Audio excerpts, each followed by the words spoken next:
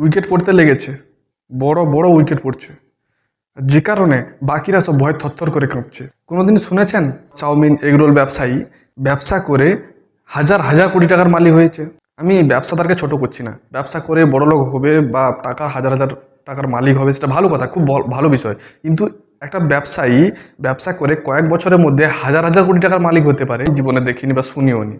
আপনারা যদি শুনে থাকেন কমেন্টে বলবেন এই যে ব্যবসাটা আসলে কিসের ব্যবসা। একটা কথা একজন উকিল বলেছিল, যার মাথায় মমতার হাত সে খায় জেলের ভাত। এটা একদম 100% সত্যি, মিথ্যে নেই। যার যার মাথায় মমতা ব্যানার্জি হাত রেখেছে সেই জেলে গেছে, জেলের ভাত খেয়েছে। তেমনই তারই দলের একটা মন্ত্রী, যে প্রাক্তন মন্ত্রী, সে জেলে গেল। কেন জেলে গেল, কি কারণে জেলে গেল, সবটা আপনাদের বলবো। সব খবরের ডিটেলসে যাওয়ার আগে নমস্কার, আমি চন্দন। আমার এই ছোট্ট ইউটিউব চ্যানেল দৃষ্টিপাতে আপনাদের স্বাগত জানাই। সুজিত বসু তৃণমূলের প্রাক্তন পুরমন্ত্রী, দমকল মন্ত্রী, হাজার হাজার কোটি টাকা ঘাপলা করেছে, চুরি দুর্নীতি করেছে, চাকরি বিক্রি করেছে, যার কারণে অ্যারেস্ট হয়েছে ইডির হাতে। অনেকদিন থেকে ইডির স্ক্যানারে ছিল, কিন্তু এবার সে অ্যারেস্ট হয়েছে ইডির হাতে, ধরা পড়েছে। একটা কয়লা চুরি তদন্ত করতে গিয়ে তার নাম সামনে চলে আসে। কয়লা চুরি তো নয়, চাকরি চুরিতে, চাকরি বিক্রিতে, দুর্নীতিতে তার নামের তথ্য সামনে চলে আসে, তার ইডি অ্যারেস্ট করে। এটা ভাবুন, একটা দল যার কোনো মন্ত্রী, কোনো ডিপার্টমেন্ট, এমন কোনো মন্ত্রী বা ডিপার্টমেন্ট বাদ যায়নি যেখানে চুরি করেনি। যেখানে গেছে সেখানে চুরি, যেখানে গেছে সেখানে দুর্নীতি, যেখানে গেছে সেখানে চাকরি বিক্রি করেছে। তার রেট বাঁধা ছিল। একজন পুরমন্ত্রী, দমকল মন্ত্রী, তার রেট বাঁধা। ড্রাইভার এত লাখ টাকা, পাম্প অপারেটর এত লাখ টাকা, এরকম একটা গ্রুপ ডি এত লাখ টাকা, গ্রুপ সি এত লাখ টাকা। মানে ভাবতে পারছেন, টাকা সিন্ডিকেট, একটা গ্যাং, একটা দুর্নীতির একটা চেন সৃষ্টি করেছিল, একটা পুরো সাইকেল তৈরি করে ফেলেছিল। যে নিয়োগ করেছে, এমন কোনো চাকরি নেই, এমন কেউ নেই যাকে ম্যারিডে চাকরি দিয়েছে, এমন কেউ নেই যাকে সুষ্ঠুভাবে ভালোভাবে সৎপথ চাকরি দিয়েছে। যতজনকে চাকরি দিয়েছে এরা মন্ত্রিত্ব নিতে নিতে, মানে মন্ত্রিত্ব নেওয়ার পর, মন্ত্রী থাকতে থাকতে সবার কাছ থেকে টাকা নিয়েছে, দুর্নীতি করেছে, চুরি করেছে। যে কালীঘাটের এই নির্লজ্জ বেহায় মহিলা যে নবানের চতুর্তলায় বসে থেকে এত দুর্নীতি করেছে, এত দুর্নীতি করেছে, আজ বাংলার কি দুর্দশা আপনারা বুঝতে পারছেন। এই সুজিত বসু তারই একজন মন্ত্রী, তারই দলের মন্ত্রী, এবং এই বড় বড় উইকেট পড়ার ফলে তার দলের অন্যান্যরা, অর্থাৎ আরও যে বড় বড় যারা রাঘব বোয়াল সব আছে, তারা ভয় থরথর করে কাঁপছে। কার হার্টের প্রবলেম চলে আসছে, কার ব্রেনের প্রবলেম চলে আসছে, কার এটা চলে আসছে, কার ওটা চলে আসছে। আগে এরা অসুস্থ হলে পিজিতে ভর্তি হতো, এখানে ভর্তি হতো, ওখানে ভর্তি হতো। এখন পিজিতে কেন ভর্তি হয় না বুঝতেই পারছেন ভাই। ভর্তি হলে সত্যিকারের রিপোর্ট সামনে চলে আসবে। আমাদের বর্তমান নব মুখ্যমন্ত্রী শুভেন্দু অধিকারী বলে দিয়েছে যে যত দুর্নীতির ফাইল, যত চুরি ফাইল, যত সব কিছু সব খোলা হবে। তো তারপর ভাই ভয় তো একদম, মানে প্রাণ যায় অবস্থা। মানে কি না কি হয়, কি হবে কি না হবে, এরকম একটা অবস্থা। বড় বড় অফিসাররা, বড় বড় ডব্লিউবিসিএস অফিসাররা, বড় বড় যে নিচুতলার অফিসাররা সব একের পর এক রিজাইন দিয়ে দিচ্ছে। এরই মধ্যে একজন অ্যারেস্ট হয়ে গেল, তৃণমূল দলে মমতা বন্দ্যোপাধ্যায়ের হাত মাথায় থাকা সুজিত বসু, প্রাক্তন মন্ত্রী, অ্যারেস্ট হলো ইডির হাতে। শুধু তাই নয়, ইনি অনেকদিন থেকে ইডি স্ক্যানারে ছিলেন। এর সঙ্গে সঙ্গে আরও একজন ইডি স্ক্যানারে আছে, হয়তো উনিও খুব শীঘ্রই অ্যারেস্ট হতে পারেন। আমি কার কথা বলছি বুঝতে পারছেন? রথীন ঘোষ, যিনি খাদ্যমন্ত্রী ছিলেন, ইনিও অ্যারেস্ট হতে পারেন। তো সুজিত বসুকে সিজো কমপ্লেক্সে 10.5 ঘন্টা ইডি জিজ্ঞাসাবাদ করে এবং তারপর অ্যারেস্ট করে। হয় উনি আগে থেকে বুঝে গেছিলেন যে আমি অ্যারেস্ট হয়ে যেতে পারি, আমি জেলে যেতে পারি, যে কারণে উনি ফার্স্ট মে হাজিরা দিয়েছিলেন ইডির কাছে।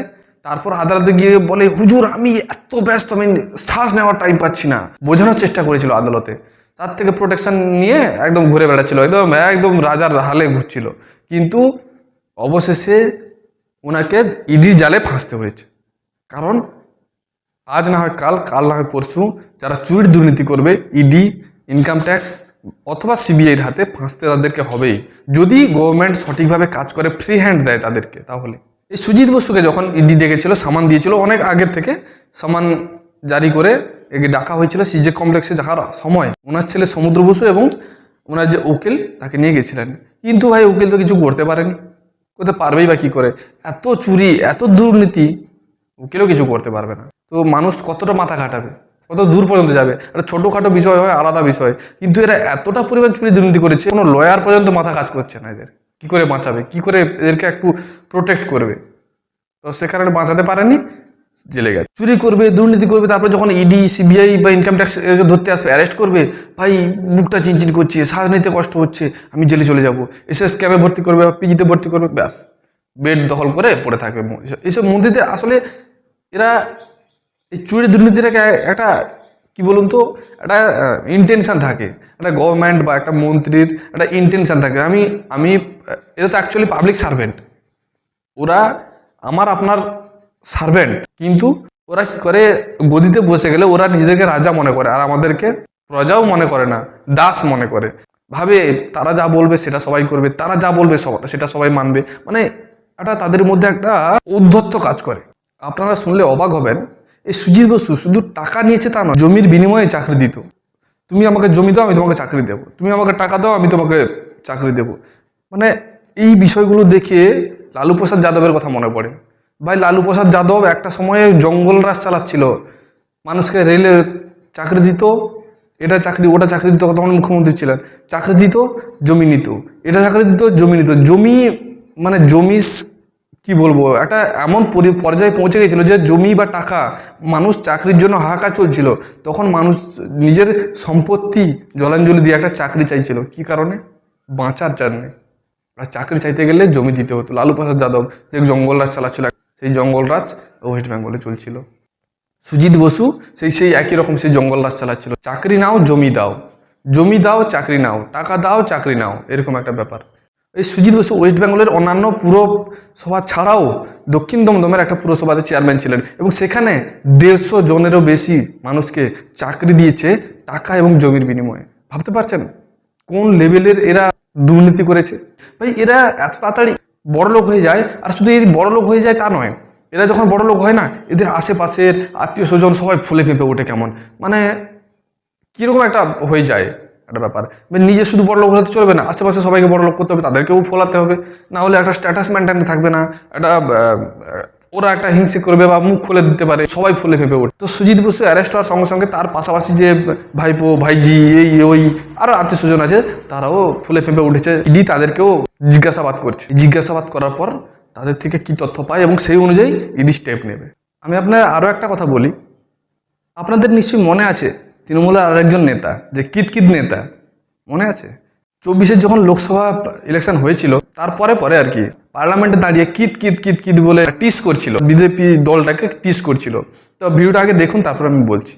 ইনার দল সেই কিত কিত কিত কিত কিত কিত কিত করে কাশি, আর তারপরে 80 আর 81। মানে বুঝতে পারছেন তো? আমি আপনাদের এর একটা ঘটনা বলি। এই কল্যাণ বন্দ্যোপাধ্যায় যাকে দেখলেন আপনারা নিয়োগ দুর্নীতিতে মামলা করতে গিয়ে নিয়োগ দুর্নীতিতে স্থগিতাদেশ এসেছে, আপনারা জানেন। সেই নির্দেশের মামলায় লড়তে গিয়ে ওখানে জজ সাহেব তাকে জিজ্ঞেস করলেন যে আপনি তো এখন ফ্রি আছেন? উনি তখন বলছেন ধর্মাবতার আমরা, মানে ওটা একটা আলাদা রকমের ভাবে বলছে, আমরা এখন খারাপ দিন দেখেছি, আগে ভালো দিন দেখেছি, এখন খারাপ দিন দেখছি, আবার পরে ভালো দিন দেখব। মানে ভাবুন ওনার যে টিস, দেখুন যে যেরকম মানসিকতার লোক সে সেরকম, তাকে যদি কেউ একটা ভালো কথাও বলে সে ভাবে আমাকে এরকমভাবে বলছে, কারণ তার মানসিকতা ওরকম। তো এই কল্যাণ বন্দ্যোপাধ্যায় টিস করে কথা বলে সবসময়, আপনারা সবাই জানেন। আপনারা এটাও জানেন মিডিয়াদের কীভাবে অপমান করে, অর্থাৎ ঘাড় ধাক্কা দিয়ে বের করে দেয়, উল্টো পাল্টা কথা বলে, মহিলাদের অপমান করে, কি না কি অসভ্যতামি করে, নির্লজ্জতার প্রমাণ দেয়। তার মানসিকতা সেরকম। তাই জজ সাহেব যখন তাকে জিজ্ঞেস করলেন যে আপনি এখন ফ্রি আছেন তো, তখন সে ভাবলো হয়তো তাকে টিচ করে কথা বলো। কল্যাণ বন্দ্যোপাধ্যায় বলছে আমরা আগে ভালো দিন দেখেছি, এখন খারাপ দিন দেখছি, বোঝাতে চাইছে যে আমরা আবার আসবো। জজ সাহেব ঘাবড়ে গিয়ে বলছে আমরা আপনাকে ওই সেন্সে বলিনি, আমরা জিজ্ঞেস করলাম আপনি ফ্রি আছেন কিনা, আপনার কি কোনো কাজ আছে এখন এই সময়? তখন বলছে হ্যাঁ ধর্মবতার আমি ফ্রি আছি, আমি এখন সারাদিনই ফ্রি আছি। মানে একটা আপনারা ভাবুন অহংকার, ঔদ্ধত্য একটা কোন জায়গায় পৌঁছে গেলে এরকম সিচুয়েশন হয়। এদের ঔদ্ধত্য এমন জায়গায় পৌঁছে গেছিল এরা ভাবতেও পারেনি যে এরকম একটা ঘটনা হতে পারে বা এরকম একটা বিষয় হতে পারে যে মানুষ তাদেরকে ছুঁড়ে ফেলে দিতে পারে। যেই মানুষদের উপর ওরা অত্যাচার করেছে, মানুষদেরকে গালাগালি দিয়েছে, মানুষদেরকে চুরি দুর্নীতিতে মানুষদেরকে অতিষ্ঠ করে তুলেছিল, সেই মানুষরা তাদেরকে ঝেঁটিয়ে বিদায় করেছে, লাথি মেরে সে সিট থেকে নামিয়েছে। শুধু তাই নয়, মমতা বন্দ্যোপাধ্যায়ের ভাইপো এই অভিষেক বন্দ্যোপাধ্যায় যে জেড প্লাস সিকিউরিটি সেটা প্রত্যাহার করেছে সরকার। আমাদের বর্তমান মুখ্যমন্ত্রী শুভেন্দু অধিকারী বড় বড় অফিসারদের সঙ্গে বসে তাদের সঙ্গে আলোচনা করে তাদের সঙ্গে কথা বলে এই ইমিডিয়েটলি বলাটা ঠিক হবে না। দেখুন মমতা বন্দ্যোপাধ্যায়ের রীতি কী ছিল, উনি সরকারে এলেন, আগের সরকার বা অন্য সরকার যদি থাকতো বা থেকেছিল, তাদের যা প্রকল্প চলছে যা কিছু খটাস করে বন্ধ, সব বন্ধ। আমাদের প্রকল্প চলবে। কিন্তু শুভেন্দু অধিকারী কিন্তু এরকম করছেন না, মানে আমাদের বর্তমান মুখ্যমন্ত্রী কিন্তু এরকম করছেন না। উনি ধীরে ধীরে করছেন। দেখুন, একটা যেমন স্বাস্থ্যসাথী কার্ডের কথা বলি আমি, স্বাস্থ্যসাথী চলছিল আমাদের ওয়েস্ট বেঙ্গলে, মমতা বন্দ্যোপাধ্যায় এই প্রকল্প চালু করেছিল, মানে মমতা বন্দ্যোপাধ্যায় বলতে তৎকালীন সরকার চালু করেছিল। সেই স্বাস্থ্যসাথী যে কার্ড, স্বাস্থ্যসাথী কার্ডের মানুষ যেটুকু সেবা পাচ্ছে, ঠিকঠাক তো পাচ্ছেই না, যেটুকু পাচ্ছে সেটুকু চলছে। কিন্তু আমাদের বর্তমান যে মুখ্যমন্ত্রী এসে হঠাৎ করে বন্ধ করে দেননি, উনি ধীরে সেটাকে বন্ধ করলেন। এবং কেন্দ্রের যে আয়ুষ্মান কার্ড, সেই আয়ুষ্মান কার্ড ধীরে চালু হবে। কারণ দেখুন, একটা মানুষ সেবা পাচ্ছে, এই কার্ড সবার কাছে পৌঁছে দিয়ে তারা সিস্টেম রেডি করে সব কিছু করে উঠতে একটা টাইম লাগে। এটা তো আর হাতের মোয়া নয়, আজ বললে কাল হয়ে যায়, একটা টাইম লাগে। তো সেই কারণে সেই সময়টা মানুষরা এই পরিষেবা থেকে বিরত হবে, পরিষেবা পাবে না, মানুষরা কষ্ট পাবে। গরিব মানুষ থেকে সবাই যারা আছে, যারা প্রাইভেট হসপিটালে ট্রিটমেন্ট করতে পারে, সাধারণ মানুষ তারা এখান থেকে বঞ্চিত হবে।